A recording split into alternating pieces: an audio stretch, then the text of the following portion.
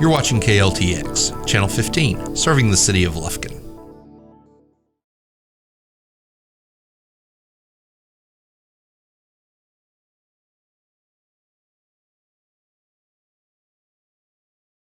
Today on Screen It or Stream It... I am Mother. No, you're not. My mother has hair.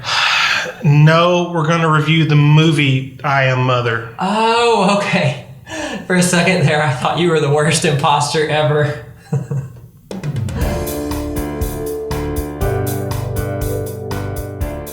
The Umbrella Academy is rated TV 14. It is a story of a disbanded group of adopted sibling superheroes. Somewhat dysfunctional, their personality conflicts are what drove them apart initially, but they come back together when they hear of their surrogate father's untimely death. Things take a mysterious turn when one of the wayward siblings returns from the future, claiming that an impending apocalypse will soon destroy the world as they know it. Will they band together to save the day, or will old rivalries tear them apart once again? What do we think about this one?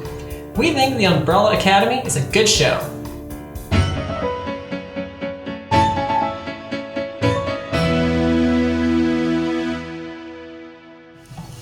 Streaming right now, you can find Umbrella Academy.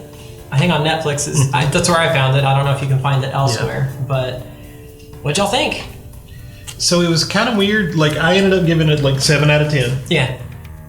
But the weird thing is, you told me to watch this. I watched, I think, 2 episodes and then kind of stopped. Yeah. And if you'd asked me to rate it after 2 episodes, I probably would have given it like a 3 out of 10. Ooh. Like, I did not like it. I didn't hate it, but it wasn't going anywhere. I didn't like the characters. I didn't like anything about it. If you'd asked me about halfway through the series, I probably would have given it about a 9 out of 10. And then it kind of averages out at the end to be about a 7 out of 10 for me. Okay. But I think one of the major reasons is that, well, first of all, the tone is kind of weird. I like the tone. I don't know how to, it's almost not Tim Burton-ish, but it kind of has that dark, glib, grim? Yeah, kind of grim, grimy aesthetic to it, which I actually really like. Mm-hmm. And so that was a positive for me. And when I saw the trailers for it, I'm like, oh, I'm going to love this just based on the way it looks. But I had a big problem with the characters, which actually ended up being a strong point for me for the whole series. But because you have all these random, or not random, but he gathers this team of like 7 superheroes, right? He gathers them with children, and they're all vastly different in personalities, powers, whatever. And Luther is like the Moon Man. He's the space guy, and he's this big, muscle. And I don't know why, but I just naturally gravitate. I'm like, oh, big, strong guy. I'm like, that's the character I'm going to like. And I never did like Luther. He never did anything to endear me. Like, I just didn't like Luther. And I think that's why I didn't like the first 2 episodes, because I kept trying and wanting to like Luther, and I just never did. He's not a bad guy. In fact, he's one always trying to do the right thing, but I just didn't like his character. Hey, guys, let's do... No. But where it picked up for me was when number 5 came back. I love number 5. And number 5 is my favorite. And like when he came back, everything was great. But I think this actually is a big positive for this show, because it's kind of like the 3-ring circus, right? If you don't like the freak show, then maybe you'll like the clown. If you don't like the clown, maybe you'll like the elephants. Yeah. And I know, like, your wife has said she liked Klaus. Probably, and like, I can't stand Klaus. But yeah, different personalities. Mixed feelings for me, but I like him more than I hate him, I guess. So I like some of the stuff he does, but overall, I just don't like Klaus. Yeah, I think that's part of maybe one of my favorite things about the show, though. And like when I first started watching it, I mean, I was kind of like you. I had been told you need to get past the first 3 episodes. like you didn't tell me that. Yeah, going into it, the person who recommended it said you need to get past the first 3, and then after that you'll like the show, and then you can make your opinion. And so I was like, okay, I'll give it to episode 4. Yeah. And, like you said, the first couple, I was like, this isn't really my jam. This isn't something I'm super interested in. But, as I got more towards it, I was like, okay, this is something I really, like I almost felt vested in it. I wasn't super thrilled with the end, but the one thing I really did like is I didn't necessarily like any of the characters, but I liked the fact that they were all so vastly different that, like, no, their idea wasn't for them to mesh or to have chemistry or anything like that. And I think that might have been why some people got turned off, is because I kept waiting for that to happen. Yeah, they weren't supposed to have chemistry. Well, I know better than to watch something for one episode and write it off. So I watched one episode and I was like, wow, that really wasn't what I thought it was going to be. And I was like, I watched the second one, maybe it'll come around, and it really didn't. And I would have given up if you hadn't kept watching. Like, are you watching? It's good. And I'm like, but you know what is funny though? Like, I really like number 5, but my favorite characters from the show are not the Umbrella Academy guys. Yeah, it's the bad Hazel and Cha-Cha. Yeah, Hazel and Cha-Cha. Oh, absolutely. And again, when they showed up, I was like, oh, what is this? Like, what they are were they so doing? weird. They were so weird. But they're like time traveling hitmen, and they're just. And Mary J. Blige plays one of them, and that's so kind of weird and random to me that I know we take musicians and just kind of stick them in roles, but she did a fine job, and I don't know what the guy's name is that is her partner, but the two of them together, and him being just like gigantic and so like soft-spoken and sweet charactered, and then he's a hitman at the same time. I don't know. I love that. And when it got more into them trying to kill number 5 or 5 trying to save the world, once the story really got rolling is when I was in. The only reason I think I went down, again, the ending was kind of weirdish. Like, it wasn't what I thought. Yeah. Where I thought where it was going to go. But if you take that out, really enjoyed it. But yeah, you got to fight through those first couple of. And then there's so much exposition, you can't really skip. You can't I'm just going to pick up with number 4 if the first 3 are good. I'll be confused and lost. So lost. Yeah, I have no idea what's going on. I don't guess they ever did say what happened to the one brother. Klaus was the only one can see him. They never did. I don't think they ever said what happened exactly. See, I remember getting the impression that he killed himself watching it. Because he didn't like his power. He didn't. Interesting. And, as his ghost, is kind of, through the, like, you see that he's aged as a ghost. He's aged with Klaus. And so, and he's older and he regrets not being alive. Interesting. And so for me, I was like, oh, he was upset as, whatever, a 10, 12-year-old. And so he killed himself. And now he's older, sees everybody else coming into their powers, and that's when he regrets it. If I manage to watch it again before season 2 comes out, I will watch for that, because I'm curious now. I wonder. Well, I didn't like Klaus. Like, he's very unlikable. Well, but at the same time, so every one of them, there's 7 children. Every one of them has a superpower, and it's all like weird and different. And Klaus's ability is to see dead people. He sees dead people. And so as the show goes on, it kind of explains that's why he's the way he is. And then he becomes much more likable to me after you're like, okay, he's broken, but he's not just broken, because he's kind of, when it starts, he's kind of a druggie, and he's just, he's a guy that's thrown his life away. But he's not. He's a guy that's basically has, dead people around him all the time that won't go away. And which, man, can you imagine growing up with that? No wonder he's messed up. Yeah, and so you're like, oh, okay, he's got a reason. I really liked Vanessa, the violinist, until Vanya, sorry. Yeah. Vanya, until kind of towards the end, her character kind of went off the rails for me. I hated her boyfriend so much. Yes. He showed up, and I thought, he is way too nice. Well, yeah, there's going to be something goes sideways about this. Yeah, he was like, something's wrong. Like, immediately. He's too nice. See, so perfect. I had the opposite reaction to Vanya.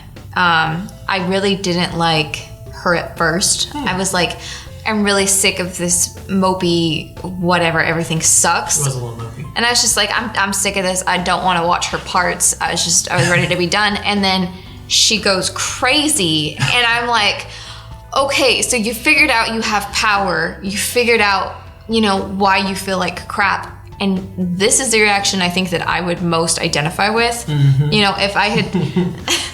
I'm laughing because this is the exact opposite of my opinion. That's awesome.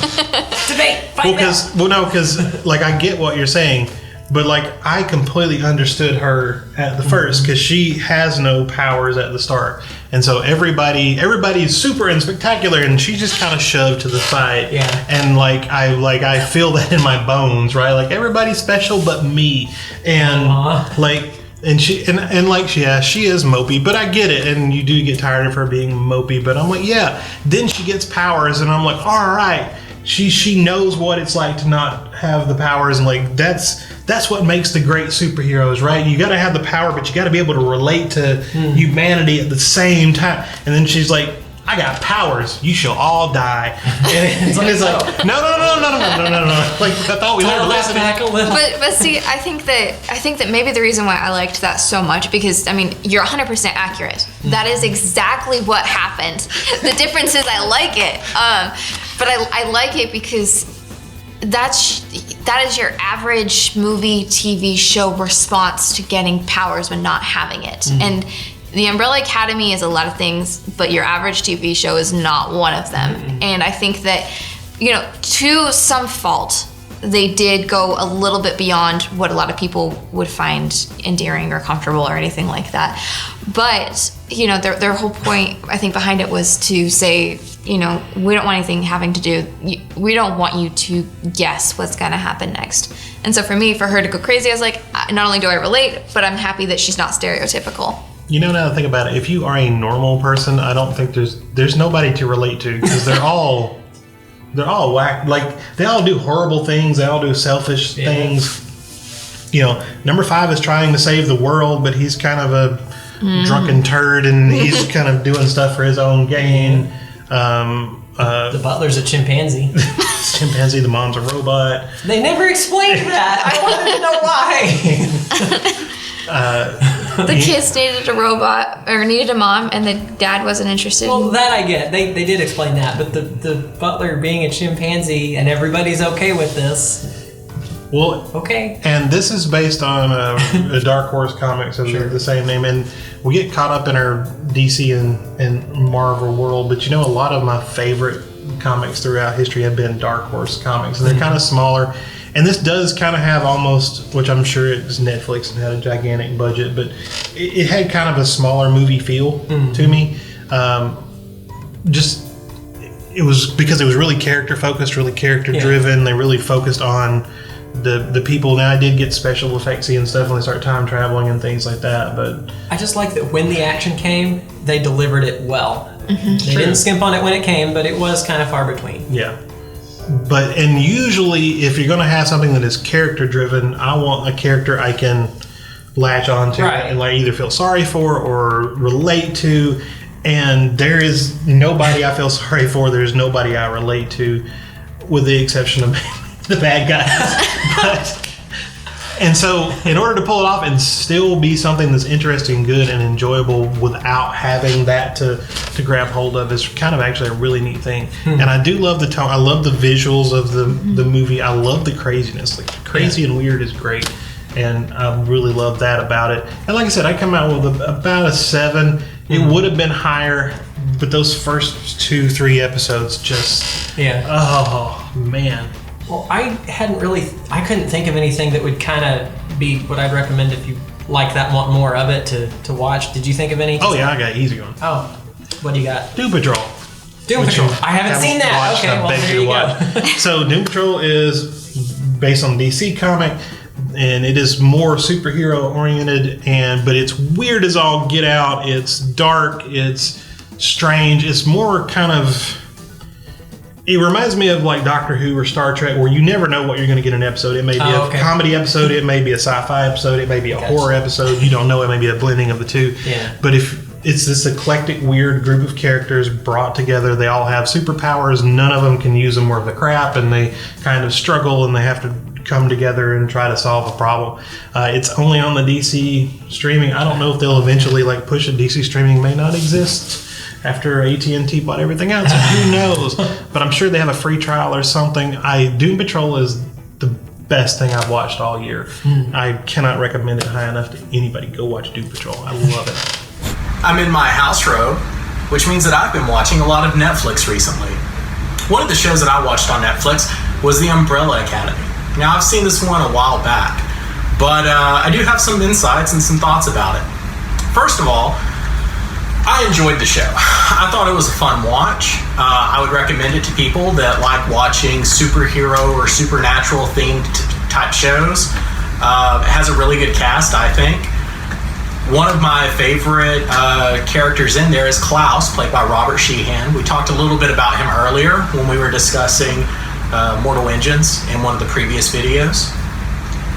I think his character is comedic, is dark at times, and is dramatic at other times. So it's a really good range, and I think it shows off a lot of what we weren't able to see from Robert Sheehan in Mortal Engines. I think that this is a kind of a fantasy type story. So if you like superhero stuff, it's probably going to be something you'll at least enjoy. One of the things to remember about this is that the comic book that this is adapted from was written by Gerard Way from My Chemical Romance. And this was one of his earlier comic books that he wrote. He later went on to write for Doom Patrol, part of DC. And there's also the DC streaming show Doom Patrol. So if you like this, I suggest that you check that one out. I think that show is a little bit better in terms of writing. But yeah, it's definitely something that's worthwhile to watch. You'll see some things that are familiar. If you ever watch the NBC show Heroes, you'll feel some similarities there with superheroes kind of emerging out of nowhere. There's some fun bits of time travel. I hope that doesn't spoil anything for anyone, but I really enjoy stories that incorporate time travel and alternate dimensions and those kinds of things. If you're interested in something similar, but you aren't quite sure if this is what you want to watch, if you have the way to find an obscure TV show on DVD, I would recommend looking up The Lost Room. Lost Room has a lot of similar feel to it. I don't think it's quite as high quality, but one of the benefits is that it's much more family friendly. This show is definitely not family friendly. It focuses on a lot of teenage coming of age, and the thing is that you may see some of the fantasy elements and think this is great, but if you sit down with your kids, I think that you'll be shocked at some of the things that come up. But I mean, Netflix isn't really pretending that this is a family-friendly show. I'm pretty sure it received a hard, mature rating. But yeah, if you want something that's just not quite as violent or not quite as offensive, that would probably be a better route for you. But if you are up for the excitement and the adventure and all of the things that come with it, then I would say it's definitely worth a watch. I Am Mother is not rated, but may fall into the PG-13 category for sci-fi peril, action, and violence. It's the story of a mother raising a daughter in an underground facility. Think of it like a backup should something ever cause mankind's extinction. And in this case, the mother is a robot custodian of the facility that begins the process of raising the first member of the human race after such an event. The unknown event has somehow contaminated the outside, making the duo, who go by mother and daughter, effectively trapped within the facility for years. But just after the daughter's birthday, she discovers evidence that the outside may not be quite as toxic as she and mother had previously believed. So, what do we think about this one? Well, loved by critics, liked by audiences, we think I Am Mother, it's alright.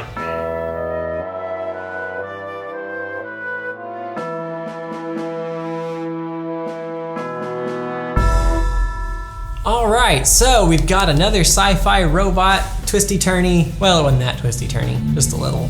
They tried. They tried, and, you know, sometimes I don't need twisty-turny. Sometimes just let it be a sweet story and it's fine. Well, I think, I can't remember, I think you liked it the best out of all of us. Barely. Barely, I know, and I think I liked it the least. And my problem with this, I think, is actually the same problem that Harry had. Mm-hmm. It starts off and it's this low-budget sci-fi kind of a thriller. Something's wrong, right? But you don't know what's wrong, and actually nothing is wrong, which means something has to be wrong. And everything's going too well. It's this like kind of suspenseful, like teasing you something's going wrong. I do like being teased, and I do like that. And that's the first 2/3 of the movie, and that part is really good. And it's one girl, which she grows up, so it's actually like 4 different actresses or something like that. Yeah. But it's one girl who is daughter, and she's being raised by this robot mother. And no one has names; they're just daughter and mother. Yeah, that was weird. It's kind of weird. And mother is kind of the perfect mother, right? She is programmed to do. She's loving and caring and nurturing, which was a little bit off-putting because her voice was not robotic. I think they put a little reverb in it or something, but she just talked normal, and that was like super weird.